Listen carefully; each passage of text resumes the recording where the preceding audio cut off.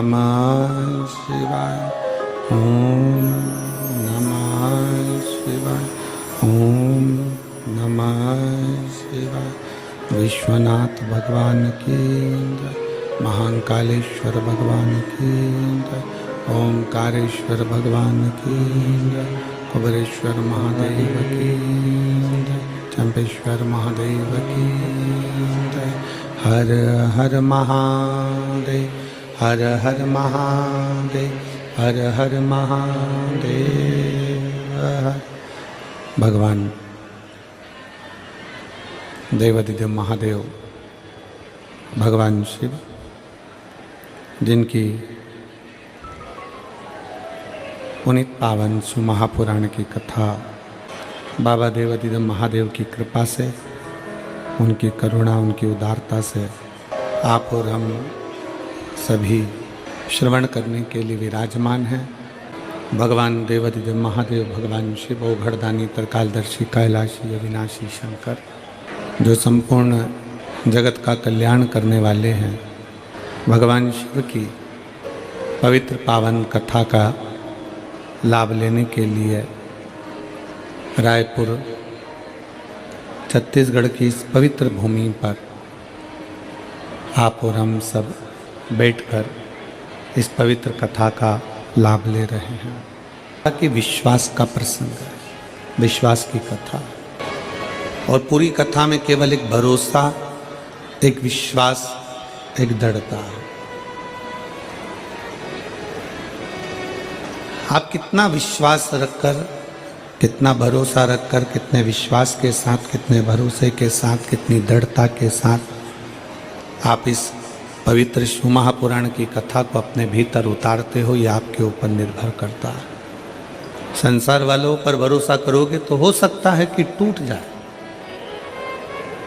पर अगर मेरे बाबा देवाधिदेव महादेव पर भरोसा किया है तो वो जिंदगी में कभी टूटता नहीं है, वो भरोसा और बढ़ता चले ही जाता है। काशी प्रदेश में एक संत हुए शिव योगी, जो भगवान शंकर का भस्म से श्रृंगार करते थे और भस्म का श्रृंगार कर कर उस भस्म को अपने तन पर धारण करते थे। शिव पर चढ़ी गई।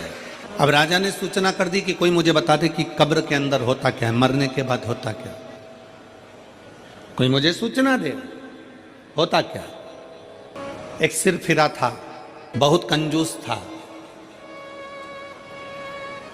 उसके मन में आया कि राजा ने सूचना दी है कि कब्र के अंदर होता क्या है, मरने के बाद होता क्या है, बताना है। भगवान को समर्पित किया गया। कोई साधारण हो सकता है? मेरी जीजियों से निवेदन है, मेरे जीजाओं से निवेदन है, मेरी बेटियों से, बेटाओं से निवेदन है, कोई 500 रुपए की साड़ी लेकर आए, कोई 1000 रुपए की साड़ी लेकर आए, कोई 10,000 की साड़ी लेकर आए, तुम 200 रुपए की साड़ी लेकर आओ और किसी को मत बोलना कि ये साड़ी दो।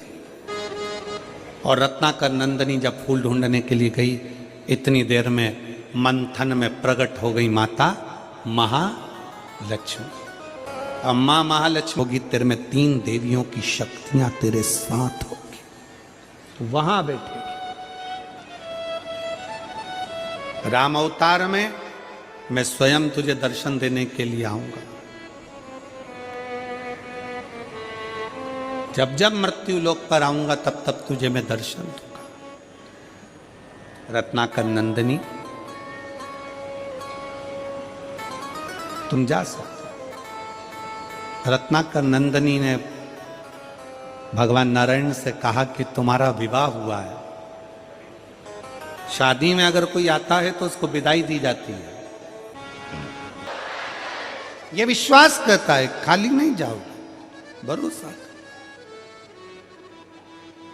आप शिव को, शिव का दरवाजा मत छोड़ो, शंकर की शरणागति मत छोड़ो, शिव की चौखट मत छोड़ो, शंकर की भक्ति मत छोड़ो। शिव कथा कर रहे, शिव योगी, काशी प्रदेश में रहने वाले एक सन्यासी, एक तपस्वी, एक साधक, शंकर को चढ़ी हुई भस्म अपने तन पर धारण कर कर, तन पर धारण कर कर शंकर की चढ़ी हुई भस्म को अपने तन पर लगा ले। हमने आपको एक बात कही थी, शिव योगी ने शंकर पर चढ़ी भस्म को धारण किया। शंकर पर चढ़ी भस्म धारण कर। जब व्यक्ति तप करता है ना, जब व्यक्ति साधना करता है ना, आराधना में डूबता है, तो उसका तेज बल बढ़ता है। आज बधाई आपको।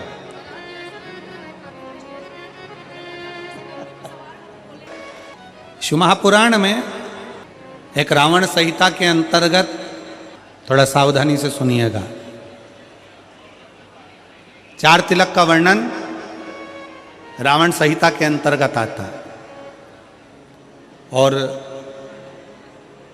अथर्ववेद में भी कुछ वृक्षों की फल पत्ती का वर्णन आता है, उसका भी स्मरण इस कथा के माध्यम से। पहले नंबर का तिलक होता है सफेद आंकड़े की जड़ का तिलक। सफेद आंकड़े की जड़ का तिलक, जिस तिलक का वर्णन किया जाए उसके पौधे का दर्शन भी कराएं, जिससे लोगों को मार्गदर्शन मिले कि कौन सा पौधा बोला जा रहा। सफेद आंकड़े की जड़ का तिलक। एक होता है पहले नंबर पर सफेद दुर्वा, गणेश जी को प्रिय है। और दुर्वा का फल कितना है? जब एक असुर ने उत्पात मचाया और गणेश जी के पास सूचना गई, तो गणेश जी ने उस असुर को निगल लिया। जब देखा, अनायास उस असुर की ओर देखा, तो भगवान गणेश जी ने उसको निगल कर अपने गर्भ में, अपने पेट में उसको धारण कर, अंदर ज्वाला उत्पन्न हुई। भगवान शंकर ने एक दुर्वा गणेश जी को दी, उन्होंने पाई, अंदर बैठा हुआ असुर समाप्त हो गया। पाप कर्म हो, बेकार कर्म हो, गलत कर्म हो, असत्यता हो, या कई हमारे तिलक कि बेलपत्र कि मिट्टी का भी अगर तिलक लगाया जाए, बेलपत्र के नीचे की मिट्टी का भी अगर तिलक लगाया जाए तो वो भी फल देता है। तो बेलपत्र की जड़ का तिलक तो बहुत मूल है। कभी मान लो कहीं बेलपत्र की जड़ ऐसे नहीं निकालना चाहिए, बेलपत्र हरा भरा रहे तो कभी उसकी जड़ नहीं निकालनी, कभी भी।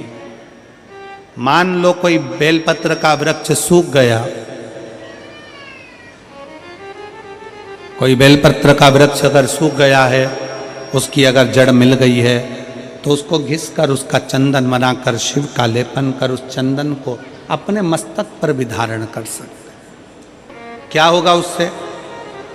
तो कहा, जीते जी अपने जीवन काल में प्रयास जरूर करो कि बेलपत्री का पौधा जरूर लगाया जाए, क्योंकि जब हम भोले बाबा के, भगवान शंकर के चरणों में जाएं तो शिव कृपा करें। भगवान शिव की कथा कर रही है।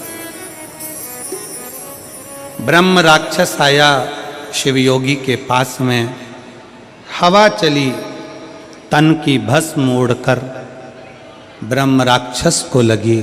ब्रह्म राक्षस की योनि से छूटकर देव तुल्य बनकर देव के धाम चले गए।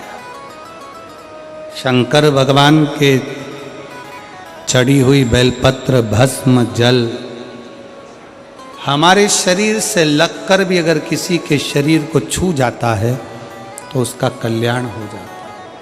हम भगवान को नहीं पहचान पाते, पर शिव करुणा करता जरूर। हर हर महादेव।